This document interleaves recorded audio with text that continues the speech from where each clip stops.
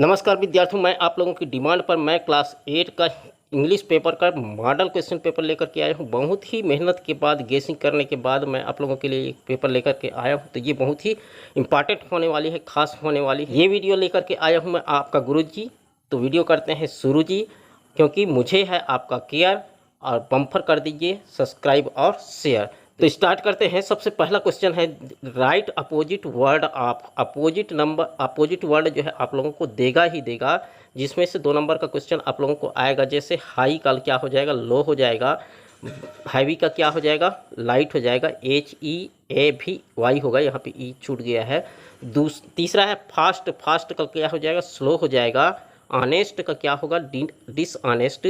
Happy का क्या होगा, सैड होगा। या उसको उल्टा भी दे सकता है, जैसे सैड दे देगा, सैड का उल्टा क्या हो जाएगा, हैप्पी हो जाएगा। स्लो का उल्टा क्या हो जाएगा, फास्ट हो जाएगा।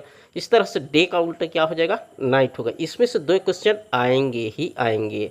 दूसरा देगा राइट अपोजिट जेंडर।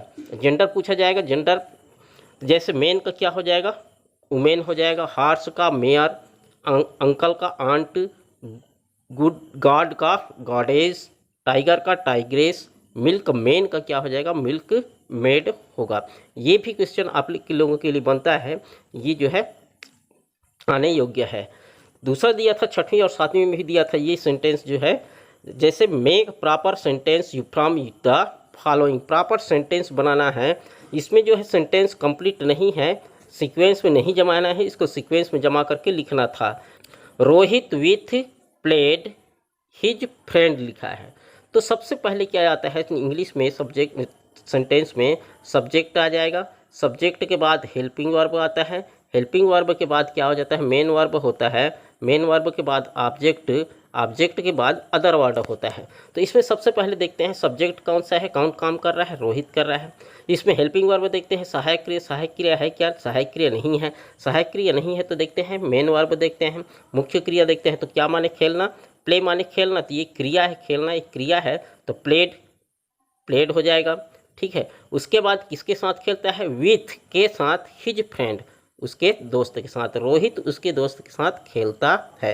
तो ये कंप्लीट सेंटेंस है। तो ये इस तरह से होगा। दूसरा देखते हैं, the tree climbing is the cat. ये जो है सही ढंग से नहीं जमा है, इसको सही ढंग से जमाना है। तो सब्जेक्ट क्या हो जाएगा इसमें, the cat. The cat helping verb क्या हो गया, इज।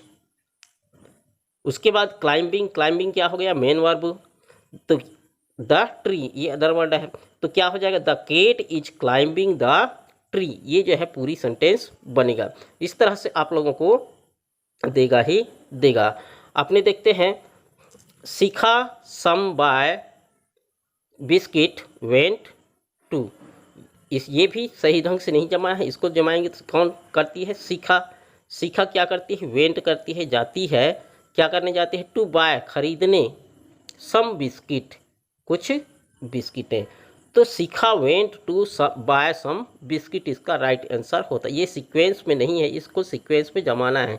किस हिसाब से हमको, सब्जेक्ट, उसके बाद हेल्पिंग वर्ब सहायक क्रिया, उसके बाद फिर मेन वर्ब मुख्य क्रिया, फिर ऑब्जेक्ट कर्म, और फिर अदर वर्ड जो अन्य वाक्य हैं, अन्य शब्द हैं, उनको भी रखना है। तो इस तरह से जमाने के लिए ये भी आप लोगों को 2-3 नंबर का आएगा ही आएगा। भले ही यही सेंटेंस नहीं देगा, लेकिन दूसरा सेंटेंस दे सकता है, लेकिन इस तरह का क्वेश्चन आप लोगों को देगा ही। चलिए देखते हैं आगे प्रश्न, complete sentence using preposition given in the brackets. ये ब्रैकेट में दिया गया है, उस प्रीपोजिशन का प्रयोग करके आपको लिखना है कि कौन सा प्रीपोजिशन आएगा। There is a banana tree खालिस्तान आवर स्कूल। इसमें ऑप्शन दे दिए है प्रीपोजिशन इन और ऑन। तो इन का प्रयोग कब किया जाता है, जब कोई वस्तु पहले से अंदर में हो तब इन का प्रयोग किया जाता है। और ऑन का प्रयोग किसी वस्तु, कोई वस्तु के ऊपर में हो, छूती हुई हो, तो वहाँ पे ऑन का प्रयोग किया जाता है। तो बनाना ट्री स्कूल कैंपस में पहले से ही है, इसलिए अंदर में है, इसलिए क्या का प्रयोग होगा, यहाँ पे इन का प्रयोग होगा। The parrot is sitting on the branch of tree. यहाँ पे इन दिया है और ऑन दिया है। तो पैरेट कहाँ बैठा है, पेड़ के डगाली पर बैठा है, डगाली के ऊपर में बैठा है। डगाली के ऊपर में बैठा है, अर्थात उस डगाली को उसका पैर छू रहा है, इसलिए उसके ऊपर में है, इसलिए यहाँ पे क्या हो जाएगा, आन होगा, इन नहीं होगा। पेड़ के अंदर तो है लेकिन किस में बैठा है, डगाली के ऊपर में बैठा है, इसलिए क्या होगा, ये यहाँ पे आन का प्रयोग होगा। तीसरा है Mohan jumped into the water. इन माने क्या बताया मैंने पहले से, उसके अंदर में होना, तब इन का प्रयोग किया जाता है। लेकिन मोहन क्या कर रहा है, जंप कर रहा है, कूद रहा है, बाहर से जो है पानी के अंदर क्या कर रहा है, कूद रहा है, तो यहाँ पर क्या होगा, इनटू का प्रयोग होगा। यदि कोई वस्तु अंदर की ओर जाती हुई होती है तो वहाँ पर इनटू का प्रयोग किया जाता है।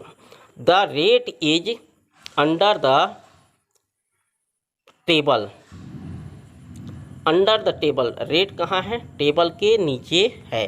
अंडर दिया है या विदिन दिया है, तो यहाँ पे किसका प्रयोग होगा, अंडर होगा। अंडर माने नीचे, रेट कहाँ है, टेबल के नीचे है। Path is made of tiles, यहाँ पे क्या आ जाता, आप आ जाता। Clear.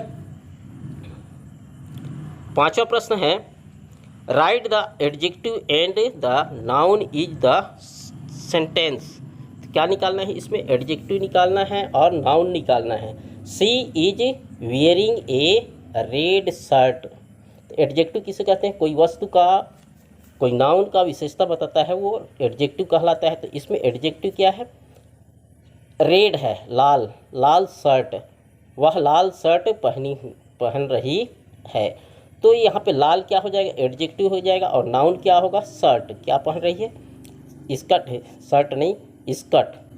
C is wearing a red skirt, तो क्या पहन रही है, रेड स्कर्ट पहन रही है, अर्थात क्या वह क्या कर रही है, इसमें नाउन क्या हो जाएगा, स्कर्ट हो जाएगा, और रेड क्या होगा, उसकी एडजेक्टिव होगा, क्योंकि लाल कलर रंग को विशेषता बता रही है, इसका स्कर्ट की रंग को बता रहा है, इसलिए यहाँ पर एडजेक्टिव क्या होगा, रेड होगा। दूसरा right the adverb in the sentence, adverb निकालने को भी पूछा जा सकता है। ये तो हो गया, एडजेक्टिव निकालने के लिए पूछ सकता है, या फिर नाउन निकालने के लिए पूछ सकता है, या फिर एडजेक्टिव निकालने के लिए पूछ सकता है। तो he dragged the heavy box nicely, तो एडजेक्टिव मुख्य रूप से खास पहचान क्या है, लास्ट में क्या होता है, एल वाई रहता है। अधिकांश शब्द में, एडवर्ब के शब्द में लास्ट में क्या हो जाएगा, एल वाई रहेगा, तो ये नाइसली क्या हो जाएगा, उसका एडवर्ब होगा। इस तरह से आसानी से आप पहचान सकते हैं। सातवां प्रश्न है change into the noun form. Noun form में चेंज करना है। यदि इस तरह से दिया गया है, उसको नाउन के फॉर्म में चेंज करना है। जैसे ट्रू है, ट्रू को नाउन फॉर्म में चेंज करना है, तो क्या हो जाएगा, ट्रूथ, ये नाउन फॉर्म है। डीप का क्या हो जाएगा, डीपनेस हो जाएगा। नो का क्या हो जाएगा, नॉलेज हो जाएगा। और सिक का सिकनेस हो जाएगा। उसी तरह से वाइट का वाइटनेस, पे का पेमेंट, और फ्री का फ्रीडम। इस तरह से ये नाउन फॉर्म में भी पूछने को आ जाता है। तो ये क्वेश्चन बहुत ही इंपॉर्टेंट है आप लोगों के लिए। कुछ न कुछ इसमें से 2-3 नंबर का आपको प्रश्न आएंगे ही आएंगे। राइट यूर बायोडाटा, अपना बायोडाटा लिखना आना चाहिए। जैसे my name is, I am 40 years old, I read in class 8, I am an student, I am short and thick, या फेट लिख सकते थे। उसी तरह से आपके फादर के बारे में या आपके मदर के बारे में कम से कम 5 लाइन लिखना आना चाहिए। या फिर अपने ग्रांट मदर के बारे में लिख लो। अपने फादर के बारे में, मदर के बारे में, या फिर ग्रांट मदर के बारे में, ग्रांड फादर के बारे में, ये सब जो है 5-5 लाइन कम से कम आप लोगों को आना ही चाहिए, क्योंकि इस तरह का बायोडाटा आप लोगों को पूछ भी देता है। क्लियर है, तो आप लिख लेंगे जहाँ तक मेरा अनुमान है। नेक्स्ट क्वेश्चन देखते हैं। ये बहुत ही इंपॉर्टेंट क्वेश्चन है आप लोगों के लिए। Write the email to your friend Rohit Raj 52 gmail.com asking her to send some rupees buy some books। ये यूर ईमेल आईडी है, ईमेल आईडी शिखा सोनी 34@gmail.com। ये जो है जीमेल है। जीमेल लिखने के लिए भी आ सकता है। पहले ज़माने में क्या था, हमें लेटर लिखने के लिए आता था, लेटर राइटिंग लिखने के लिए आता था। लेकिन अब जो है इसका फॉर्म बदल गया है, लेटर राइटिंग लिखने के लिए नहीं पूछता। अब ईमेल और जीमेल का ज़माना आ गया है, मोबाइल का ज़माना आ गया है, तो ये ईमेल लिखने के लिए पूछेगा। तो सबसे पहले क्या करना है हमको, देखिए फॉर्म लिखा रहेगा, फॉर्म मतलब कि कौन भेज रहा है, कौन भेज रहा है, यहाँ पे क्या करना है आपको ईमेल आईडी देना है। ईमेल आईडी कौन भेज रहा है, ये शिखासोनी34@gmail.com। तो सबसे पहले क्या लिखोगे, यहाँ नाम नहीं लिखोगे, जो जीमेल आईडी रहेगा उसी को, ईमेल आईडी रहेगा उसको लिखना है। टू में भी किसको लिखना है, जिसको भेजा जा रहा है उसका जीमेल आईडी लिखना है। जैसे rohitraj52@gmail.com उसको भेज रहे हैं तो उसका एड्रेस यहाँ पे रहेगा। सब्जेक्ट रहेगा, सब्जेक्ट शॉर्ट में लिखना है, छोटा में लिखना है, बाय सम बुक्स, क्या करने के लिए लिख रहा है, ये कुछ बुक खरीदने के लिए लिख रहा है। तो डियर के बाद क्या होगा, यहाँ पे रोहित राज, किसको भेज रहे हैं हम, रोहित राज को भेज रहे हैं। तो और उसके बाद क्या हो जाएगा, काइंडली सेंट सम रुपीज़, क्या करने के लिए भेज रहे हैं हम, कुछ रुपया मांगने के लिए, थैंक यू।